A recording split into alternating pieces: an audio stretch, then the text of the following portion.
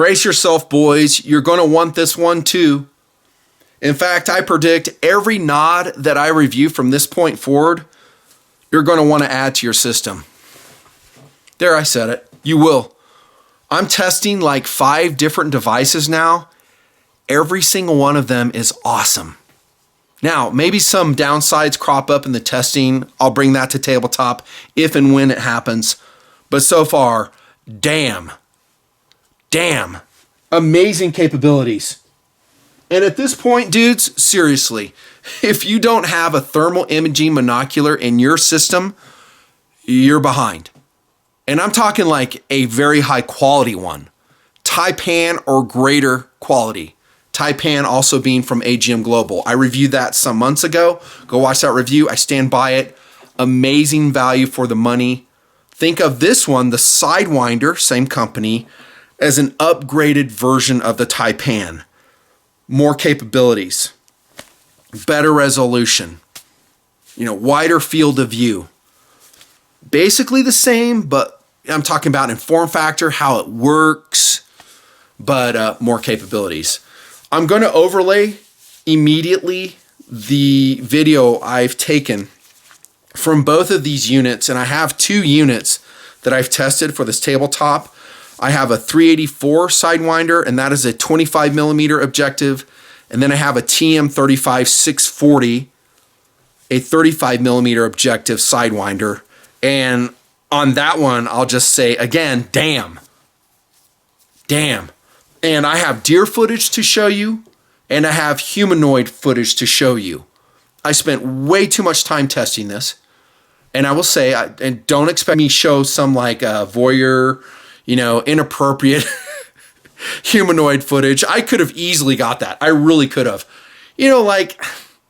Weird stuff like people having sex in a park. I'm not going to post that in a review. I'm not, nor do I seek it out. But I'll tell you what, this can see everything. I'm talking the 640 version. The 384 isn't too far behind. These are more expensive.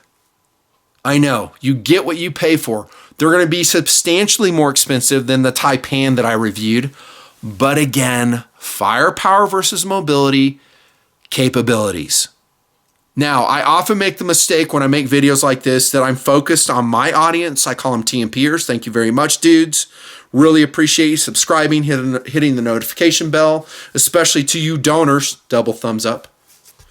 But I forget that I have guys just searching out a review on the device and they pop in the video. So my name's nutnfancy. I've been doing this for a long time. You can trust my voice. If I say it's good, I truly believe it's good. I'm not the end-all voice, but you can trust me. These things are amazing, the Sidewinders. Let me make your job really easy on this visitor. So he's probably like, okay, cool. When do I get to the information on the device? Right now. I'm going to read you the system description from the manual. Yes, I'm going to read from the manual. But you'll be looking at cool imagery, so it doesn't really matter. It's so well written. It says the basics. I could really end the video after reading this with a short opinion. Here we go. The Sidewinder handheld thermal observational monocular is equipped with a 384 by 288 or 640 by 512 infrared detector and a 1024 by 768 OLED display with improved color rendering.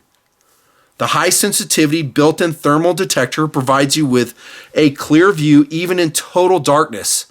The monocular is ideally suited to scenarios such as patrolling, law enforcement, search and rescue. They didn't put Peeping Tom in there, but they probably should have. Drug enforcement, anti-smuggling. I'm going to put this one in. Perimeter security. That's from me, nutnfancy. And criminal search and seizure. End of paragraph. There's your description from the company. Well done, AGM, by the way. It says most of the stuff you need to know. Thanks for showing up to the video. Buy it. I have links below taking you to Pro2A Optics Planet. Let me know if I'm wrong on this thing. Appreciate you guys. What, you're still here? You're still here? Okay, nutnfancy, that's really funny. We know you have a lot more to say on this thing. You're right, I do. Well, I really could end it there, because the difference between these two variations of the Sidewinder, were discussed there. It's basically a difference in resolution. And let's discuss that right now. Oftentimes when a guy comes to a nod, and I'm not a big fan of that term, it's night observation device, comes from the military. I just prefer to say NV, night vision equipment. That's just me. But when a guy comes to NV, he's confused and he sees wildly different prices. Let's say even on a Sidewinder. So it has, it comes in different objective sizes, different resolutions. And maybe he's comparing against the lower resolution Taipan, for instance, and he doesn't really know what to make of it. If you want to keep it simple, and I'm talking really, really, really simple, buy the most expensive one you can afford. How's that for simplicity? You won't regret it, especially in the AGM line. I mean, I'm really learning the AGM line, and it seems like they're out to pretty much own the NV market. That's how I see it. Their value is high. Their quality levels are superb. The construction is superb. They don't break. I dropped this 384 one on the friggin' concrete from 3 feet up, and it just turned right back on. No problem. IPX67 waterproofness, rubberized, built well. I'm becoming a believer in the brand. Buy the most expensive one you could afford. You'll be glad you did. Now, do you have to do that? Let's go back to POU. Philosophy of use is what I call it here in the project. How are you going to use such a device? I threw in that description, and I'm glad I did, perimeter security. Again, and I want to talk to my audience members here. If you guys do not have, you should have night vision devices in your inventory, like a PVS-7, PVS-14. I've reviewed both of those systems, but I'm really leaning more towards thermal imaging because of its capabilities. If you don't have a thermal imaging monocular, just for all-around observation and security detection, you're behind. You're behind. When you start using such a device, either the Taipan or the Sidewinder, again, you're going to go, damn. You're going to see below comments of dudes that purchased a Sidewinder, same company, more inexpensive piece. I'll have a link to I'm sorry, I said Sidewinder, I meant Taipan. The Taipan below, and they'll say that. They're like, oh yeah, I started using my Taipan. It is incredible. It's exactly as nutnfancy said. These are even more capable. Again, to keep it super duper simple, buy the most expensive one you can, or let me vary that a little bit. If you need multiple items, get multiples of the 384. Honestly, I think for most of you guys, a 384 would be sufficient. You would be good to go. Now, remember what the intro said. It talked about the resolution, and that is a thing. So this means how much detail can I discern from the NV device? When I look through this at distance, so let's say I see a dude in a field. He's 300 meters away. I look at him with a 384 Sidewinder. I can instantly tell it's a dude. And I'm not saying bad guy. It's just we're looking at some guy. We're just wondering who's over there. Maybe it's on our private property. We're just using it for security, for maintaining security. He has something in his hands. We don't know what it is. You may or may not be able to discern it with a 384. Definitely a 284 you would not be able to. With a 640 level resolution, I would say you probably would be able to tell. Now keep in mind, these do not have optical zoom capabilities.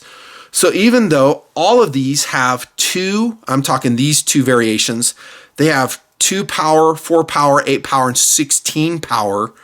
Those are digital zooming variations. That's all you're doing. You're just zooming in on a digital pixel. Now, if you go with a TM35, that is a 35 millimeter 384, it will have 3, 6, 12, and 24. Or if you go with a 50 millimeter objective 640, I'm sorry if this is confusing, but I got to cover it. It will have 2.5, 5, 10, and 20 power. Is that useful? I would say in 4 power, it's very useful. These are both defaulting to 2 power, these two variations. I would say most of your observation will be at 2 power. because that's going to give you your widest field of view so you can observe what the heck is going on in that dark space. And that's what these are for. These are observation monoculars. Who's over there? What are they doing? And maybe in some situations, especially without rule of law, as I call it, are they a threat to me, my family, my friends, my property? Could be. The higher resolution, the better. 640, you're going to see the detail that perhaps you would miss with a 384. Okay, also advantage 640, and this is something I recently learned, and I'm not the end-all expert with nods. I'm learning, and I'm much better than I used to be. When you go with a 640 resolution, you're going to get a wider field of view angle. 8.7 to 7 degrees with this one. With a 384, it's more narrow. 7.5 to 5.6 degrees, if I'm representing that correctly.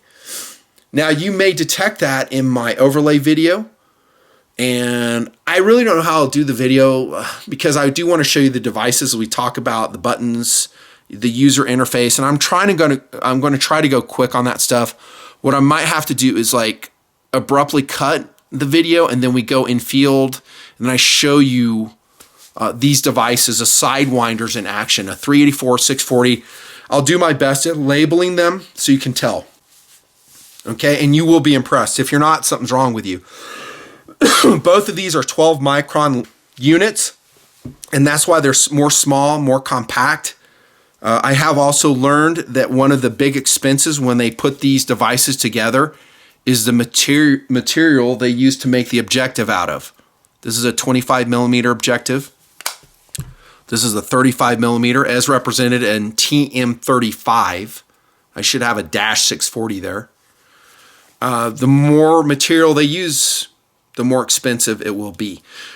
Also, something I want to correct in my night vision equipment reviews, since you guys rubbed the lamp and the genie is out in full force, is I was incorrect in saying the prices have not really gone down. I think I said that in the PVS 7 review.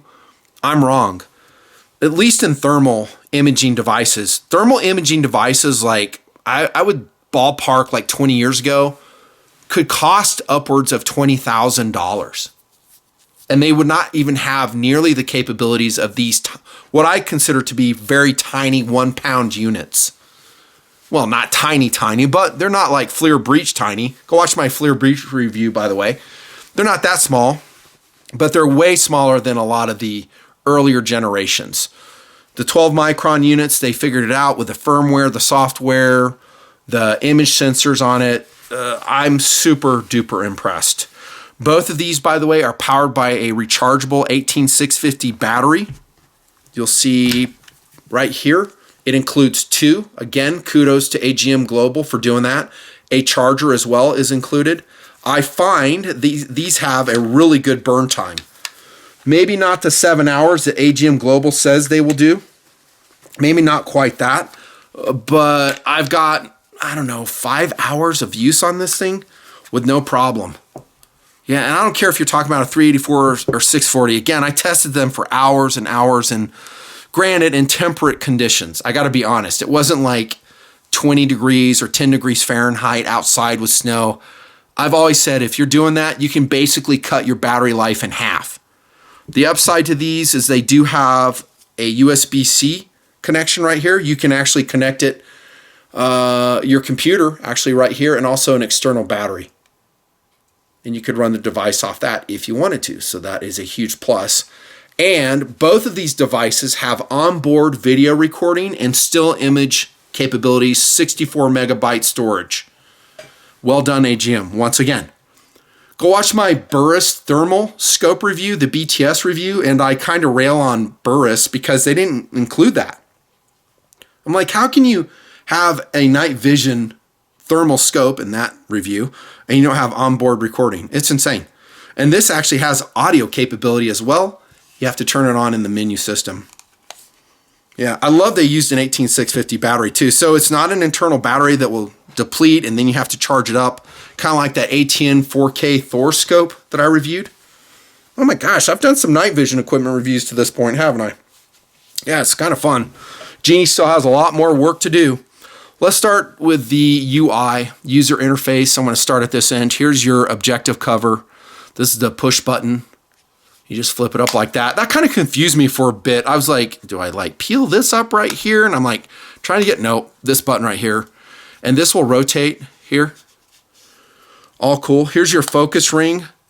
And this is how you're going to focus your image. Well done, AGM. Super grippy, easy to find. And here's your buttons. Now, when I talk about the functions, without you having the device in your hand, I don't want to make this too lengthy. I don't want to make it confusing or dumb. I want to make it simple and easy to remember. I will attempt to do that, but it is a very technical piece of equipment that I'm reviewing. There are guys that want those technicalities explained. I'll just kind of strike a middle ground. Sorry if I miss something or get something wrong. I do know this. This is your power button. Okay, this is your take a photo or start the video function. So to start a video, I press and hold this. To take a picture, I just press it briefly. This is your menu function. You press and hold it to access all your menu functions, of which I will breeze through somewhere in the review. And this is your zoom button. So you're going to access your digital zoom functions here. Now, one thing I love about AGM is that their UI is pretty standard across all their devices. So this is the same we saw in the Taipan, I believe. It's going to be the same in their excellent Rattler thermal scopes. Watch for my review on those. Very simple. Maybe a downside of this one button zoom thing is you have to cycle through all your zoom ranges to get back to 2 power.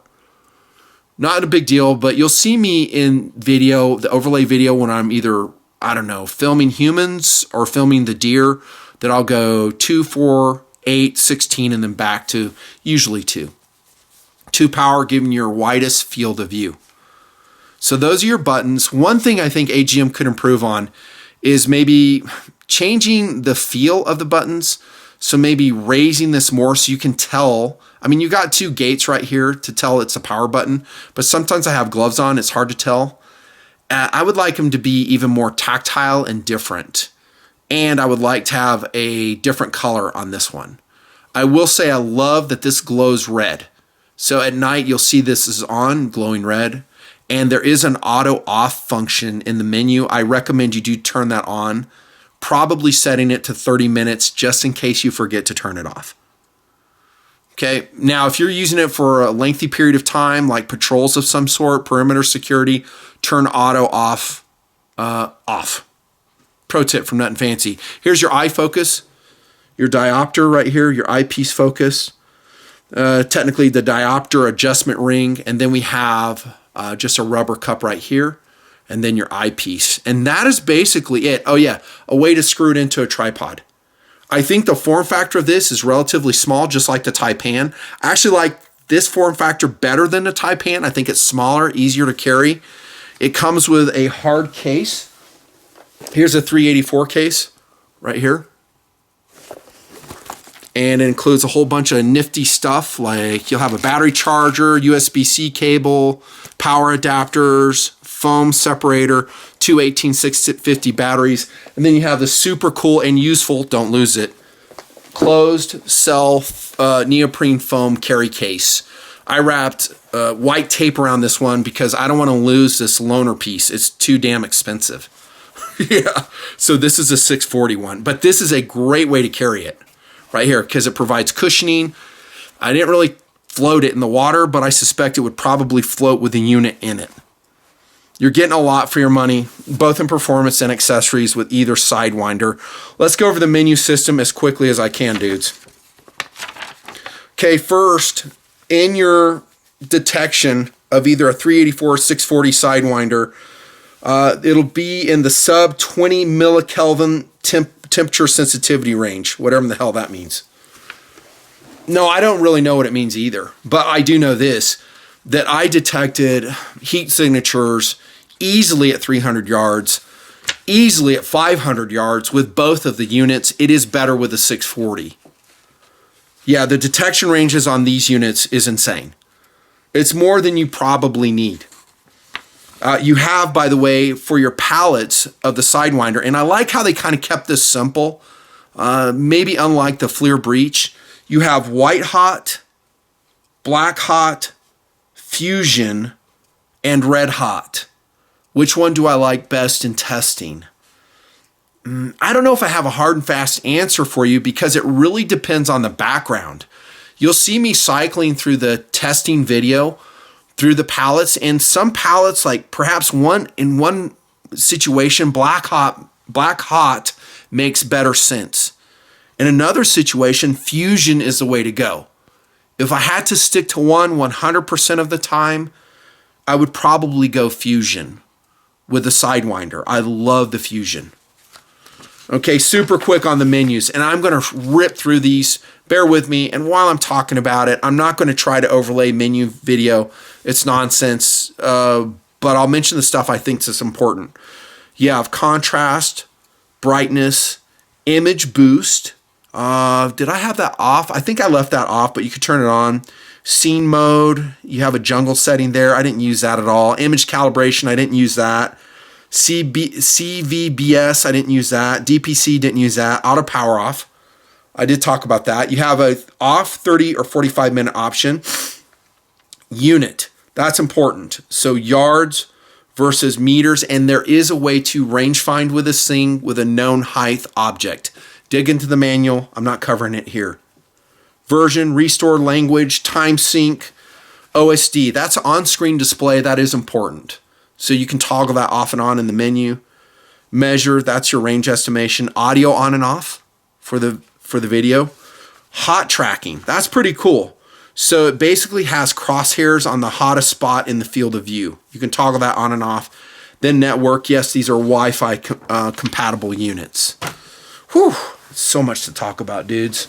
So much to talk about. Both of these have a 5-year warranty, by the way. That is another cool thing from AGM.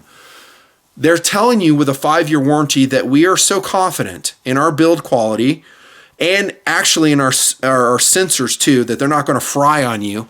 We're going to give you 5 years. Now, I don't mean to say that AGM is the only game in town. There's some other ones like Pulsar that are doing great work, and maybe down the road with a lot of views, I get and review those as well. Who knows? But it just so happens AGM piqued my interest with a Taipan. And so I've gotten some of their units. I'm really advocating, if you want a thermal scope, go with a Rattler, I should say. I have links to all this below to Pro2A Optics Planet. I'm not joking. The Rattler, from my testing so far, it's just like the 640 or the 384. You have the same resolution capabilities, crosshair variations. Legit. Smaller objectives. They are expensive. You get what you pay for. Don't have to tell you, dudes. And that's pretty much a review. What? Nutnfancy? Are you kidding me? You're done? You're done before your 27 minutes. Well, not really, because I was showing you the item and the buttons, I can't really overlay video. What we're going to do now is we're going to end the video with more infield testing. I would like to thank my dear, they're mule deer at my testing location. They're outstanding test partners for thermal imaging. I love my deer. I do not hunt them. I am an animal lover. I'm not an anti-hunter. If you hunt deer, I support you in that. I'm just saying, in my neck of the woods, I prefer to just see them out there doing what they do. Yeah, I actually put food out for them too. I love my deer. You'll see footage of them. And, oh, this is really cool. I'm so glad I remembered. I'm going to show you, I think it was with the 640 unit, the 640 Sidewinder, how I protected 4 yearlings from being attacked by a coyote. I am not exaggerating. I'm not making it up. So I was filming with the 640 Sidewinder, the TM35 640, loving life, going through the pallets, just getting the video for you dudes that you're going to see. And lo and behold, I look out in this field. It's an alfalfa field. And I'm like, I think that's a coyote stalking those deer. It was. Now, would he have taken one of those down? Hard to say. I mean, those deer are fast. If they would have seen him and just took off, I doubt it. But who knows? You know, had he stalked up close enough, he could have taken one down. Now, I know what you're thinking. You're saying, dude, why didn't you just let him take him down? It would have been so cool to film that. And we could have seen like a coyote eating a deer. No, I just couldn't bring myself to do it, dude. I'm an animal lover. I know I love the coyote too. What I did is I whistled loudly and I alerted the deer, and you'll see them bolt off. You're welcome, deer. I saved your friggin' lives. I should have had audio on. I'm sorry I forgot to toggle the audio on for all of my testing video. Not that it's that important, but I did. But I should have done it. But I did save some deer. Yeah. And you're going to see some testing footage of people just walking different ranges in urban environments. I did a trip to Hawaii. That's where I got all that video. Really cool. You can see the palm trees. You can see like some geese next to the trees. Really fun. In the end, you'll probably want to add a Sidewinder to your inventory as well. Now, for my audience members, I will say pace yourselves. If you have a Taipan, don't sell that Taipan. It's still fantastic. These are more capable, more expensive, more special. All the stuff I talked about, better detail, wider field of view. Really impressive, by the way, conversational pieces. I forgot to add that to POU. So if you're just sitting around with some family members, turn out the lights, go to a really dark area in a rural area, and you're going to just blow minds with these devices. They are very, very fun, very special. They're kind of hobbies in and unto themselves. There you go. And then with more testing video, thanks so much to the donors to the nutnfancy project. If you're a visitor, thanks for watching the video all the way through. Please consider subscribing, hit the notification bell. And if you really feel like it, support my work here. I am a completely independent reviewer. Trust my voice. It's not paid off ever, ever, ever. Oh, and before we end, this is a Tops light trucker. Very excellent, excellent lightweight survival knife, tested thoroughly. Oh, I love that knife. Links below, and this is a mini Marauder from Olight, Area Lights, superb light, Hamilton khaki field watches. So fun, so fun. And then my watch today is a Swatch, by the way. Are you man enough to wear a Swatch? I am. I doubt most of you guys are. You would say I never wear a white watch, nothing fancy. And this is a Mercedes AMG, what is it, a GT3. And we're done. Thanks so much. Enjoy the video. It is impressive. I think for most of you guys, a 384 would do great work for you. If you have the money, I do recommend the 640. See ya.